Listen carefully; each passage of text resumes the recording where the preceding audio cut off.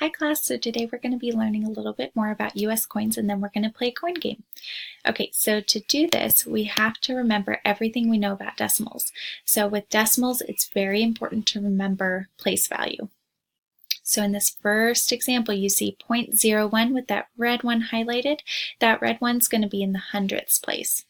Then in this next example, you see 0.1 with that red one highlighted.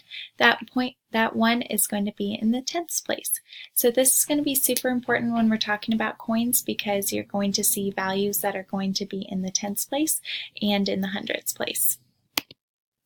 So this first coin is a penny. As you can see in this picture, it's kind of this copper color. The penny is worth 1 cent. 1 cent is 0.01, so that 1 is in the hundredths place.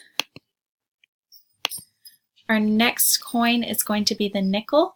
The nickel is worth 5 cents. 5 cents is 0.05, so that 5 is in the hundredths place.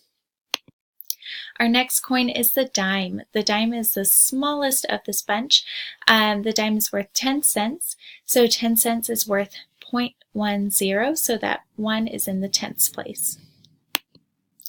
Then next we have the quarter. The quarter is going to be the biggest coin of this of these four.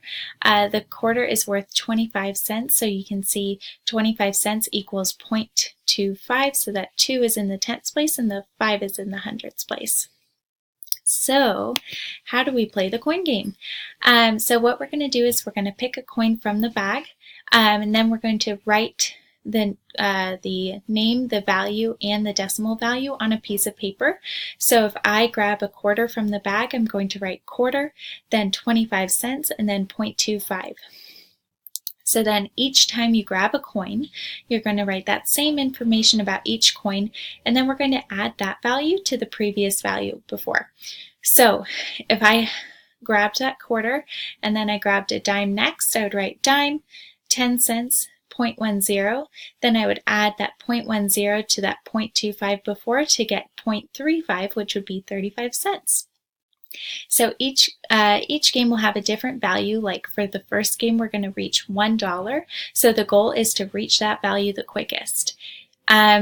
So be sure to put the coins back after the game, and don't forget to have fun.